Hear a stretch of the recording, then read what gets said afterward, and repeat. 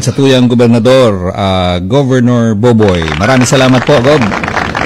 At bago tayo maghiwa-hiwalay ngayong umaga, yung promise ko sa inyo, no, yung tungkol kay Bea Alonso at kay Dominic Roque, na dati natutulog daw ito sa kotse sa labas ng bahay nila Bea. Tapos eventually, nakita na natutulog sa sopa. May picture nga eh. May picture nga silang dalawa, nag-selfie si Bea. Yung pinaka-latest po, napag-alaman natin na natutulog na ito si Dominic Roque sa kwarto ni Bea. Wala namang problema. Di ba? Magjowa naman sila. Ay, kakasal na nga. Wala namang problema doon. Okay? Sa tingin nyo, natulog lang siya? Di naman siguro. Baka inantok, no? Pero ito po ngayon yung sinasabi ko tungkol dyan. Anong masasabi nyo? Kasi ito yung balita. Tinanggal daw ni Bea Alonso ang mga kasambahay. Ibig sabihin, mga katabang niya.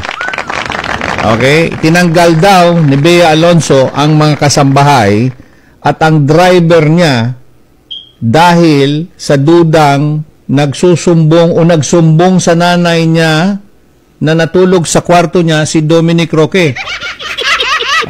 Tinanggal daw. Hindi ko alam kung totoo ba ito o hindi, o marites lang naman to. I-share ko lang sa inyo para hindi kayo nahuhuli sa balita.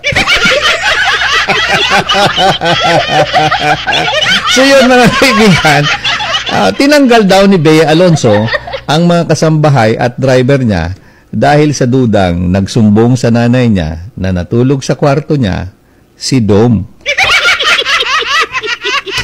Okay. Ano naman doon? Wala naman masama doon. Kahit ako, siguro, sa tagal nilang pag-uusap napagod na siguro si Dom matulog sa sopa, sa kwarto naman. Sa kama. Wala naman masama doon.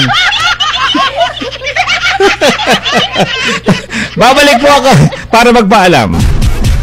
Pag-usapan natin, Julius Manahan. Wala namang masama doon. Pero kung ako nasa lugar ni Dominic, hindi ako makakatulog. Basta-basta. Oo. Masarap ang tulog ko noon pagkatapos ng lahat.